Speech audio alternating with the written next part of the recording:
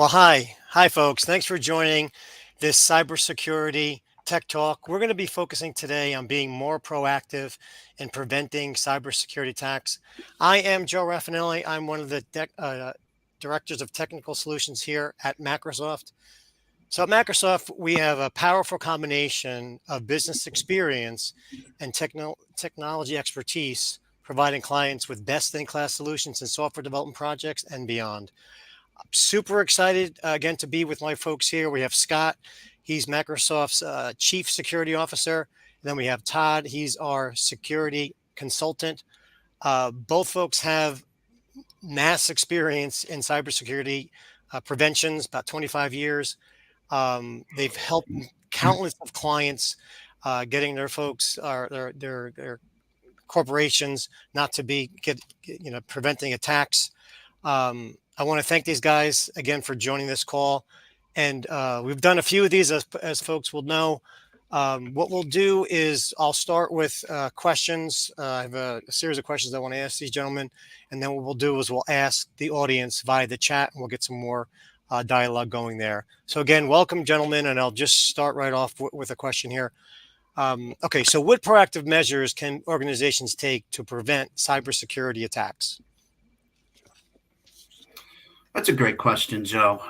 It's a mix of people, policy, and technology, right? So having a good set of policies that outline acceptable systems usage and establish guidelines for safe processing and exchange and transport of data, that followed along with, regular user awareness training and regular security safety reminders, via email and chat and texts and, network announcements, so that users are just, they're always busy and they're always in a hurry and looking forward to getting their work done and being productive, right?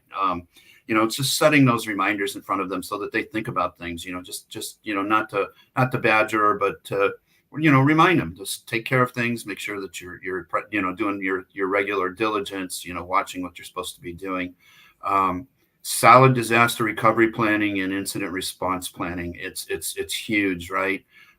Having a good DR plan that with your backups and disaster recovery points segregated from your network so that if a system gets compromised, that your disaster recovery systems do not get compromised. It's proactive planning and knowing that if a system goes down, that you can go somewhere, replicate it off site, and that data is still safe and available and very readily. I'm not talking about days or weeks. I'm talking about hours, within hours.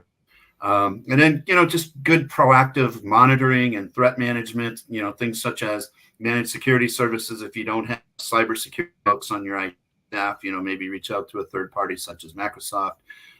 We can help you augment your staff. There's this new, it's getting to be, out there in the marketplace now, security operations, as a service, and it's time to move ahead of just traditional antivirus software, and go to the higher next level of malware avoidance, such as, managed detection and response type of systems, such as SentinelOne or a Bitdefender Trend. I mean, there's a myriad of names that, of vendors out there. And any of the major party antivirus vendors are now offering, those platforms as add-ons to their current antivirus product. Yeah, it sounds like there's a lot of different options folks have for preventing a cyber attack, and I know you guys have a lot of experience in everything you just had mentioned, so I appreciate that. So we're going to move on to the next question. How can organizations effectively monitor and prepare their networks for potential threats? I'll take that, Joe.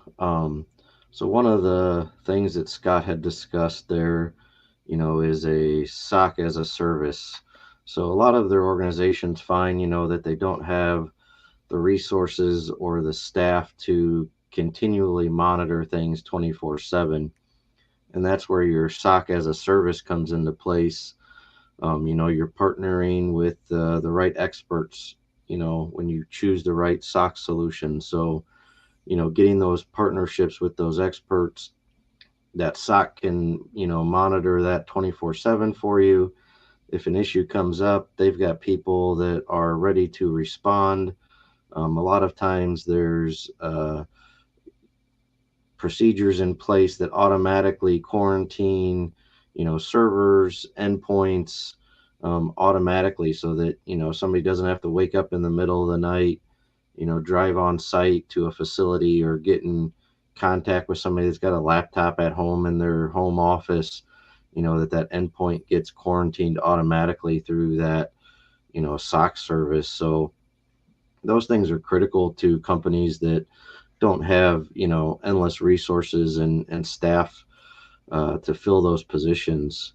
And along with those, just some of the simpler things that smaller organizations can do is endpoint protection. Make sure you've got excellent endpoint protection out there. As Scott said, get above that basic antivirus level and get into an MDR, EDR endpoint protection solution. And then do endpoint and asset auditing so that you're verifying that, every endpoint, every asset that you have is covered and protected. That's one of the big things that, your organizations will miss is, they don't have good procedures in place or aren't doing auditing, and, you know, an old laptop that was hanging around handed out to somebody doesn't have protection on it, and now it's vulnerable. Along with getting all that protection in place, look into areas that a lot of places in the past necessarily haven't been protected. One of the big ones is, doing DNS protection. A lot of your browsers now, Chrome and Google, are moving to secure DNS requests, where they're putting secure DNS requests out there. But we'd like also to see those requests be filtered, right? So, stop somebody from getting to a bad site or trying to do HTTPS monitoring on a secure system to do web filtering. It's much better to do it at the DNS level before it even gets to that HTTP or HTTPS level. So take advantage of those types of protections that are, easy to set up out there nowadays through vendors. And then just keep expanding that tool set as much as you can into your identity management solutions, whether that's on-site Active Directory, Microsoft 365, Google, Amazon. Get monitoring in place on those. There's a lot of tools out there available for things like AD and Microsoft 365 and AWS, but they all have to be set up. So you need, once again, to partner with one of those experts to be able to get that monitoring and management set up. 365 and Google and AWS have come a long way with, starting to really focus on securing their environments and making things available, but they're not configured out of the box. So you have to have somebody on your team that knows how to get that monitoring and management set up so that if something does happen, your team is alerted to it. And those are just a few of the, most basic things an organization can do. Totally agree. Yeah, In these and days, just yeah, to feed on top of what. Oh, I'm sorry, Joe. Todd struck something with me. I just wanted to feed sure. on top of, a lot of these services are embedded with your subscriptions, right? With 365 or Azure or AWS, or built in, kind of baked into on-premise Active Directory. A lot of these tools are already, baked in. So, a lot of times it just setting back and doing an assessment of what you have versus what you may need, right? So that you can see the end game. And, that applies to both large and small, right? So these, the smaller companies that don't have these huge budgets, as Todd was talking about, just these base set of services that, just bundle them and get the biggest bang for the buck out of the subscriptions you have, and then look at what's missing, and that's a good way to look at it, because so many, when they look at this, they say, oh, it's daunting and I need to budget for this and I need to budget for antivirus and I need to budget for endpoint. And now you're telling me I got to have, some sort of DNS tool. A lot of these tools are very, very cost effective, and they're subscription based, and the costing is reasonable. So set back, look at what you have already in your suites that you're not using or could be using better, and then look at what's missing. It'll remove the daunting of daunting piece of have the budget or the time for this. Yeah, I was going to say, in these days, it's not a matter if you're going to get attacked. It's almost like a matter of when. So having a team like you guys on your side would certainly sounds like it makes a lot of sense, because there's a lot of proactive things that people can do for the preventing, the bad guys getting in. So appreciate you guys saying that. Okay, let's move on. Can you explain the importance of employee training and prevention of cybersecurity breaches? Sure. I mean, quite honestly, the first line of defense, right? They're the biggest users of your data, your email, your transport of data to the your end customers, interfaces between themselves. Ever since COVID, we've had this huge remote work at home situation. So they're carrying your data every day. They're carrying it on their phones. They've got it on their tablet, got it on their laptop. If there's a bring your own device type of model in companies, they're VPNing in or using some sort of remote software from, a home computer and more or less a kiosk type of situation.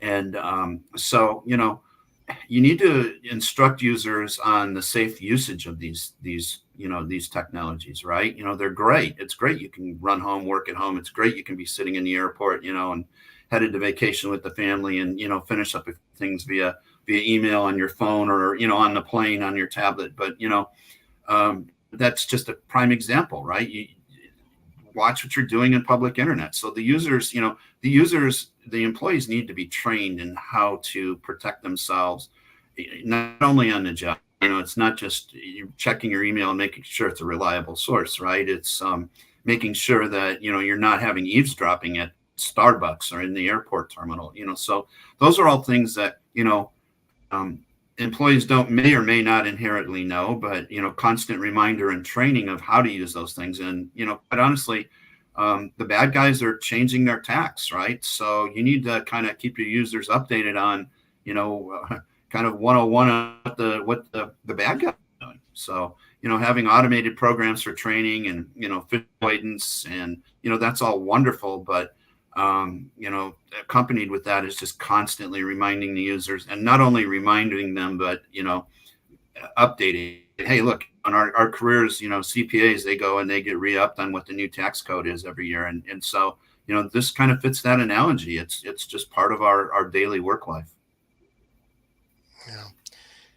I mean, here at Microsoft, I know we get trained all the time for attacks, and, I think it gets crazy sometimes what comes through on emails, and constantly saying, "Is this real? Is this not real?" It really gets upsetting after a while. But I'll continue here with Yeah, and having a foundation for the end user to, just something to go to. Cheat sheets make, they go miles, right? Just being able to look at it and say, "Oh, I thought I saw that." If they could have it in front of them somehow, and then just re-up it, update it. Yep. Very good.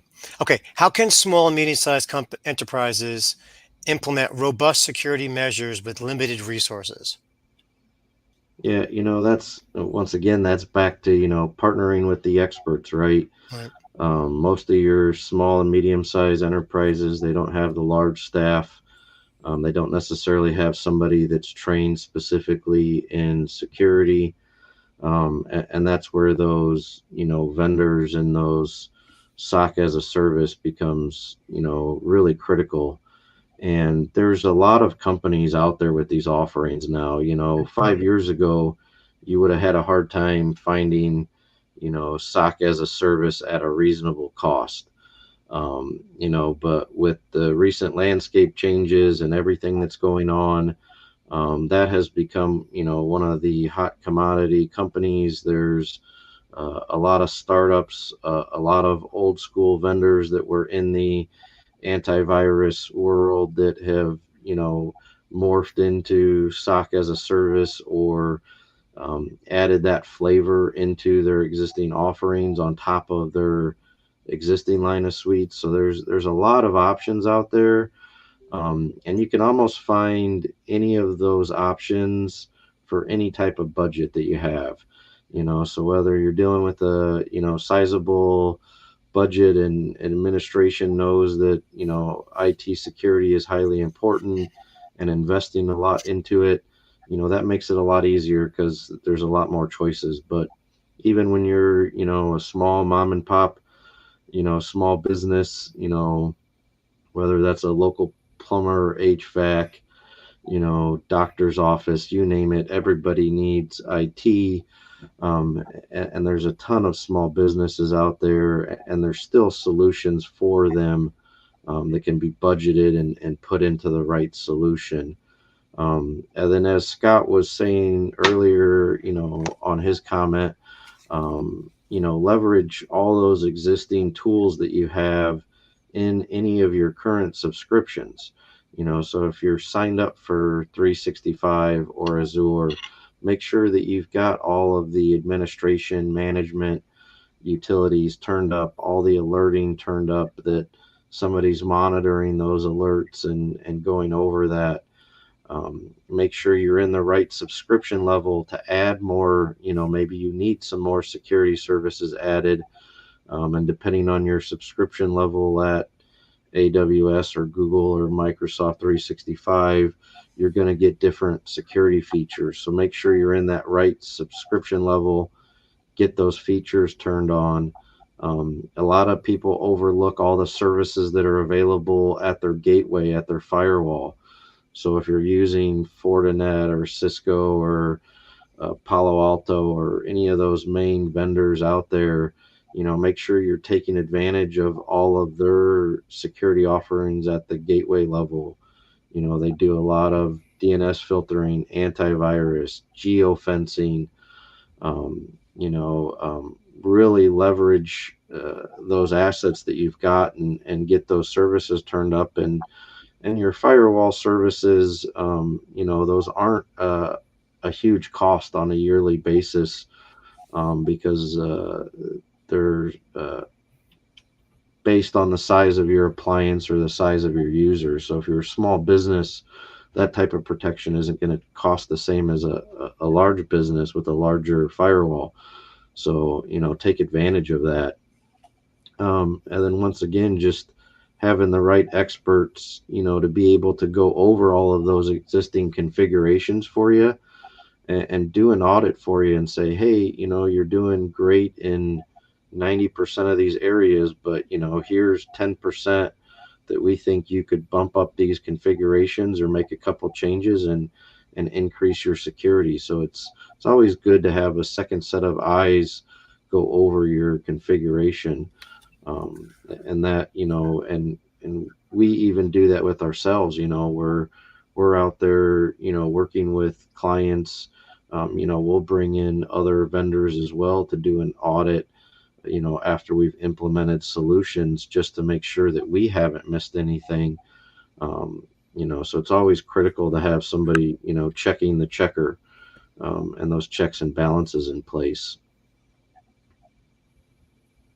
Yeah, that makes a lot of sense. It's nice to hear that there's a bunch of tools out there and that are very affordable and people can really protect themselves to at least some extent. And the other point that you made, where folks don't know what they don't know yet, like there's some things that they can do to make themselves even more protected, right? But they don't know about it. So again, guys like you can help them out in terms of that. So that's good to know. Okay. Another question here. This is my final question, then we'll go to chat. So, how can regular system audits and assessments reduce risk of cybersecurity attacks? Sure, Joe, you just said it. You don't know what you don't know, right? So Yeah. and as Todd, it's even we do a validation of ourselves, right? Because nobody's perfect, and so that outside in set of eyes is really critical, in identifying and setting a baseline and help you found it, set a foundation and a baseline. They're very informative and educational, reminding you of things in your own system. I don't know how many times we've done, just a simple penetration test against an environment, and they just, maybe it's an application, everybody's living in the app world now, and, they made a modification to an app. And in order to do that, they had to actually, lessen security and open up some ports and open some doors into the application in order to establish their change and their little, feature enhancement or upgrade.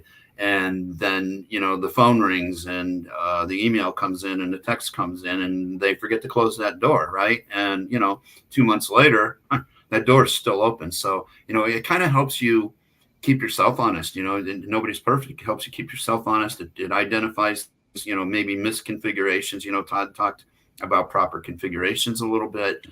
They help you know that your configurations are set correctly. They help you know that your third-party vendors, again, we're back in this subscription world, and we just saw this happen the other day, and I'm not going to mention any specific company names, but we took a pretty good planetary hit on people being dysfunctional, not being able to process their work, and assessments and audits can help in that, help you identify where those weaknesses may be, right? So are you patching correctly? When are you patching? Before you implement a change, are you doing this in a test environment? And assessment go beyond. It used to be just this traditional, a security vendor would come in and they'd work with you on do some question and answer sessions, and then they would just throw up a penetration test against the perimeter of your network. Well, that's all still necessary, and a lot of people own their own network. And as I said, now it's subscription services. So you have third-party vendors that you're paying monthly that are making changes unbeknownst to you, and so this kind of helps you identify those weaknesses in your environment as well, right? So if I were to look at an environment and I'd say, okay, this is your operating system, this is what your security software is. Did you know that version XYZ that you're on is could have a problem? So it goes beyond penetration testing, and it's also even more necessary now because you don't control your entire destiny anymore. You're in a subscription service, and yeah, you've got your guys configuring your AWS and your Azures and your Fortinet firewalls, and whether they're physical or virtual, whether they're co-located, there's still the subscription piece behind it where the actual vendor, the manufacturing vendor, if you will, can affect you in a big hurry, and it's daunting. So this kind of helps you. Number one, get an assessment, and we do kind of a low cost / surface scratch free assessment where we work with you a little bit to maybe help you think through this a little and get the approach so that it's not daunting, right? Look, I've been on the operational side of IT for forever, and cost is king, and so you want to make sure, none of these things are free, but you want to make sure that you enter in them, not overspending as well. So an assessment's a good way to get a baseline, identify what you have. They're great, going forward with your budget planning and how to tighten things and, proper configuration, and you'll get a remediation list. And that remediation list, a lot of those guys have done this before. The guys doing the assessments, they know where to go out, like CVEs and the right technical jargon and technical mitigation steps. They know quickly where to get those and how to access those. And a good assessment will give you a remediation list that outlines, by criticality where you're at, and not only telling you, hey, this is good, this is bad, but also here's how you fix it, or here's how you proactively continue down the path where you're at. It's good now, but these are the things that you may want to do to make sure it stays good. And that's where assessments are just critical, just absolutely critical, right? They are almost that develop the flow of your cybersecurity posturing. They develop the foundation for it. They develop the ongoing proactive, hey, nobody came in and made this arbitrary change, or my vendors didn't do an arbitrary change for me, right? So it helps for, the environmental, I call it the environmental planned and unplanned, all the way down again to the user level. Are your users' rights good? Did somebody, globally set an Active Directory policy change that was targeted at accounting because you got a new accounting system and they needed some rights? And of course, it's an IT thing, but, they'll set a policy to help 15 people get this change quickly instead of, sending the help desk or, working on 15 individuals. They automate this process, and that can go wrong sometimes too, or it doesn't get shut down, or they arbitrarily grab not only accounting, but they grab the sales team, and now the sales team got this policy change, and that's a bad one. So assessments help you identify these things, and you should do them on a regular basis, and do them quarterly. And if you do them correctly, they can almost become a managed service where you do the first one and you get your foundation, and then a good security vendor will take your last assessment, and they'll look at what changed, and they'll tell you, it's good, here's what's bad, and they're usually the second and third and fourth, they're usually less involved, less time, and at a lower cost structure. I can tell you're passionate, Scott. He comes out when you talk, so that's awesome. I love the way you guys both talk about, maximum protection, right? And then, and you're also mentioning minimal budget for the folks that have minimal budgets, because I think sometimes when you talk about cybersecurity, people are thinking it's very expensive to be protected, and basically, you guys are, basically saying the opposite. So I think folks that'll resonate with folks. So I appreciate you guys, bringing up the cost factor. Okay. So I'm going to open it up to the audience for some chat questions, and we'll give it a couple of seconds here. Okay, great. We got one already. Okay. How do recent advancements in AI and machine learning contribute to cyber security defenses? Yeah, this may shock a lot because I see this drive, but AI is going to present its own challenges, right? Yeah. It seems to me that it's inherently trusted out of the box with, and then the thought of its ramifications are secondary. Trusted rather than verified. We hear this in cybersecurity. This isn't new. AI is making this, the golden rule at this point. If trusted rather than verified, it can result in irreparable harm, right? So, think about a ransomware attack and how it commandeers your network and takes over. AI has the capability of taking over as well, and not always giving back, because, we're in this new uncharted territory. We don't know what we don't know, and we don't know how AI is going to step in and commandeer things yet, right? It's a good technology if used properly, if tried out, tested, vetted through. There's just this inherent jump into AI is a very, very bad tack, and so you need to think it through, right? We're engaged, and we've had some of our clients ask us, what should I do with AI? How do I keep my users from bringing their own into the environment, or using unauthorized chat GPT or whatever? And so we're helping right now, help write a policy wrapped around, the do's and don'ts. And this goes back to the end user, and it goes back to awareness and user training again. So you write a policy around AI usage, acceptable AI usage that is controlled at the corporate organizational level. And, then you train your users in what's acceptable and what's not. And you never let an end user use chat GPT on the machine. You have it in a controlled environment that's controlled by the company, so that it's centrally managed and easy to shut down. It can be very helpful in the future of automation for security protection, right? And it's going to help look at configurations and alert and alarm you. And we talked a little bit about endpoint protection, and some of the endpoint protections have already implemented AI very well. And, it is helpful. It is doing some of that automated monitoring, and it's going on and doing a little more alerting and giving some advisory or helping automate shutdowns. But make sure it doesn't just shut something down and you can't turn it back on, especially if it was arbitrary. So, AI is a great emerging technology, but the word emerging and practice diligence before implementation is really critical. Right. That's the key words now in software development, right? AI, everything is AI. So appreciate the comments there. Okay. Second question. In what ways can organizations stay ahead of cyber criminals' evolving tactics? Off the top of the head, Joe, the biggest thing is closing all of your known vulnerabilities through patching. All these cyber criminals, they target people that they have all these easy vulnerabilities, referred to as low-hanging fruit, right?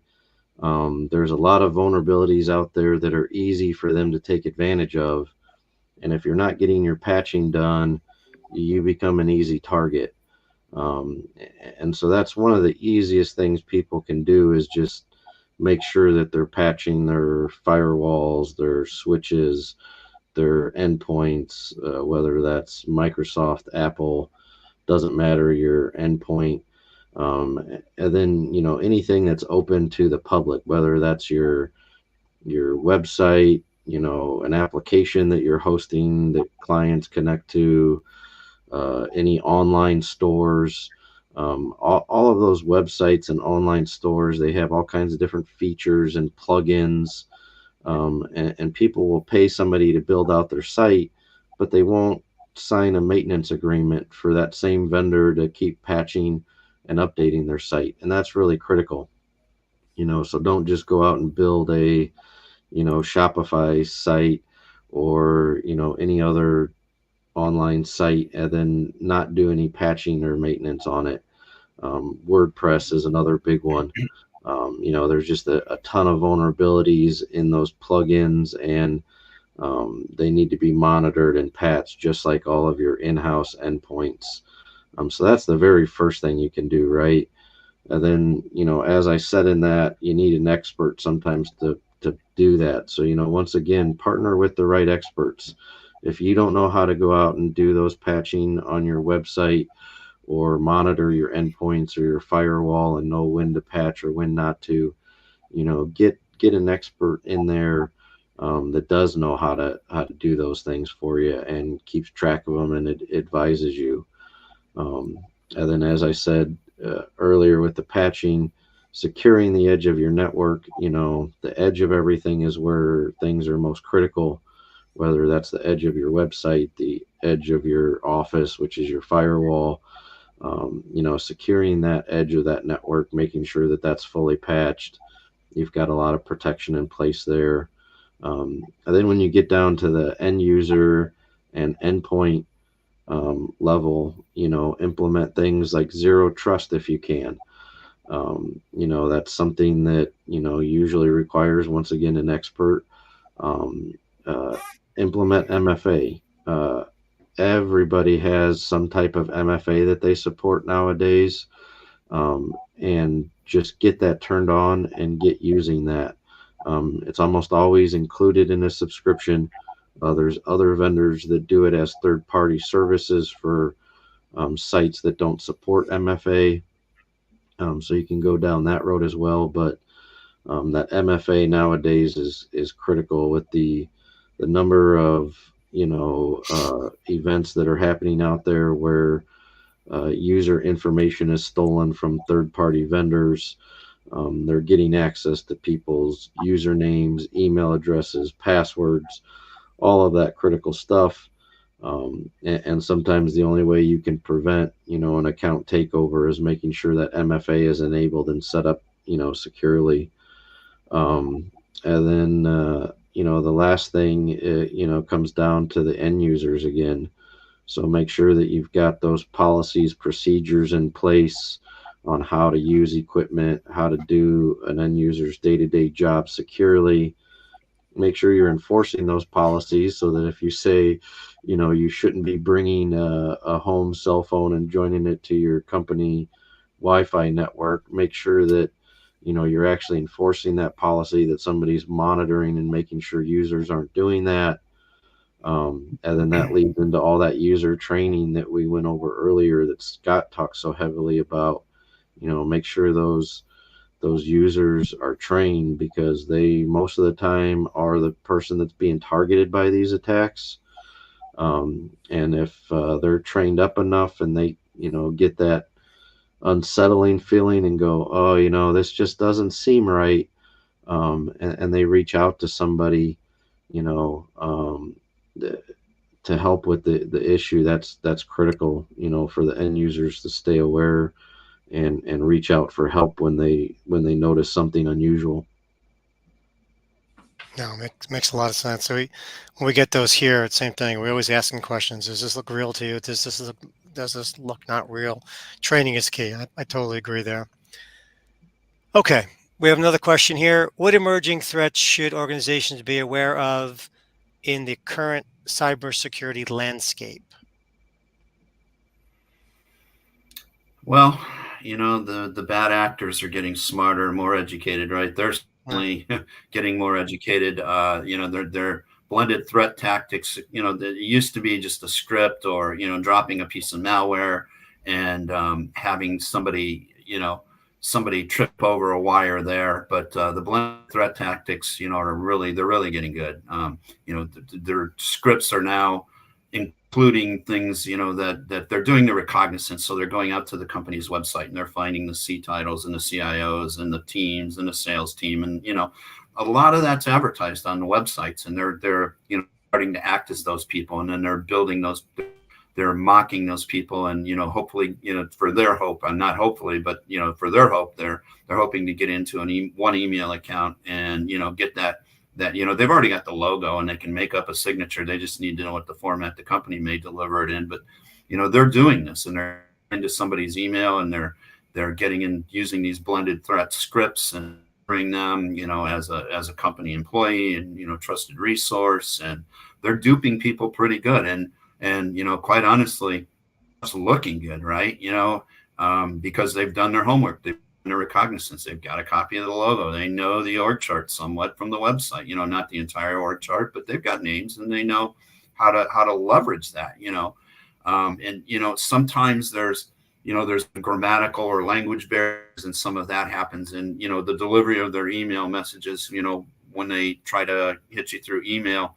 But, again, AI is fixing that for them as well. So, over trust of AI on our part, they're using it better than we are at times, right? They're using AI to deliver their message, whether they're in a foreign country or, just their grammar, they're having their grammar checked. So, it looks like the CEO is sending this, right? So it looks like it's a well-written, well thought out message from the CEO at times.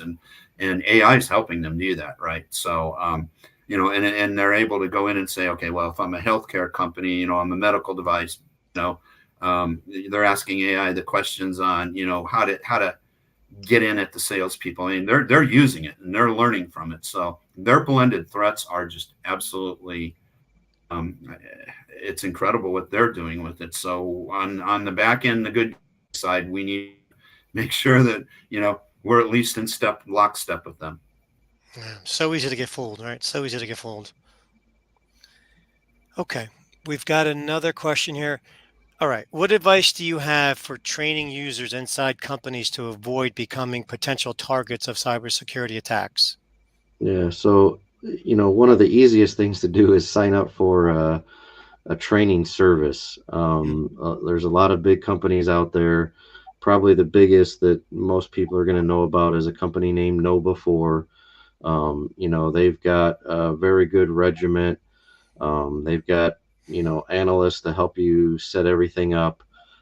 If you're using a SOC as a service, a lot of those companies have their own user training regiments. And these are going to be a combination of things, right? So they're going to do things like send phishing emails to your users to see if they can trick them. And then they're going to keep track of who opens the email and then who clicks inside the email. One of your good training utilities, if somebody clicks on that email, they're going to send them a follow-up training that says, hey, you just got fooled by one of our phishing attacks. And if this was, a true attack, you would have fallen victim. And it'll give them some follow-up training on items to look for so that they don't fall to that same trick again. So, they'll tell them how to check the actual email address, how to hover over links and check the full links and just reiterate some of that training they've got. Those same programs are also going to send small videos for your users to watch on training. Those small videos are some of the most helpful things that we see happen with our users, just because our users don't know the lengths that a cyber criminal is willing to go to fool them. And so, they really get access to all of these known attacks and tricks that have been used, whether that's email, phone calls, all of those type of things get taught in those trainings. Things like a hacker leaving a jump drive out in the parking lot so that an employee picks it up, plugs it into a computer, and infects it. Most employees would never even consider that a hacker would go and do that, until they see that video. They would just assume, oh, one of my, colleagues dropped a jump drive, and it could be important.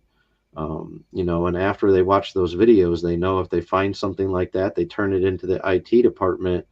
The IT department should have, resources for checking and scanning that, on a secured system to make sure, it is somebody's locally. But so they get into that training and they see things that they wouldn't know about, SIM card jacking, all kinds of stuff like that users typically wouldn't have seen, but go on in some really high-end targeted attacks.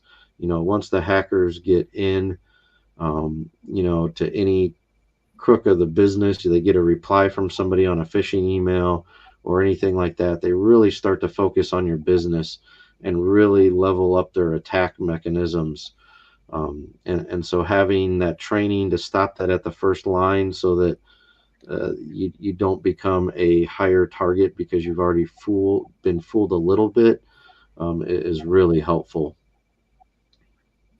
Yeah, good Having advice. good content. I mean, having good content in your training and make it current. Don't say you have to have antivirus and tell the user how to install antivirus. That's not going to get them anywhere. Todd gave some real world scenarios that derive from good content training and videos that we've worked with and seen and helped companies deploy. So that's key. Keeping a regular regimen of it. And again, there's third-party solutions that most of them are very cost effective. So you can work with them and help you cost it out and do it cost effectively. But until you get a budget to do that, taking the content, looking at what's happened to your environment that was negative. Almost everybody's had some sort of an incident at this point. Educate on the incident. It's going to hit home with them quickly. Educate on how to avoid that incident in the future. Educate them who to call. Even if you have zero budget right now to go out and get a third party, and set up these wonderful videos, educate your users, send them emails, and do this on a regular basis. Have those Teams and Zoom meetings with your users and offer them on a regular basis. Have somebody in IT sit down and do a recorded session on Teams themselves and talk about, how to look at an email and know that the address is proper and, all of those things. Look at the news and there's some news on right now and it's still going on. Look at the news and take these as educational events and user awareness training events and reach out to, and message your people and say, hey, look, read this news article, or, there's just been this hit and it's hit, the banking and the airline industry. And, find that we need to stay diligent. So just taking those news messages and turning them into something that takes 10 minutes to craft an email and send out to your entire population. Those are, those are ways that you train your users, and again, you can, call a third-party vendor, Macrosoft. We've done a lot of this. We've come in and just, we've tailored it to the environment. So we kind of got to, you kind of got to know your business in order to know how you're going to transact your training business, right? So, there's the right solution for the right environment. Yeah. Well said. Thank you. Okay, let's see any other questions. I'll give it a couple seconds here. All right. We're going to go ahead and close the session. As usual, I want to thank Scott and Todd for all their expertise, right? You guys definitely lean into every question. You can see the passion in your faces, so that's really good. Thank you for that.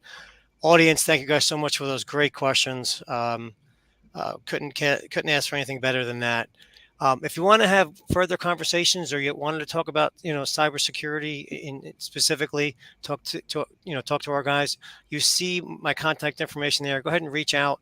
We're happy to have a consultation, see what you got going on when it comes to cybersecurity. For now, I want to thank everybody once again, and until next time, have a great day. Thanks, everyone. Thank you.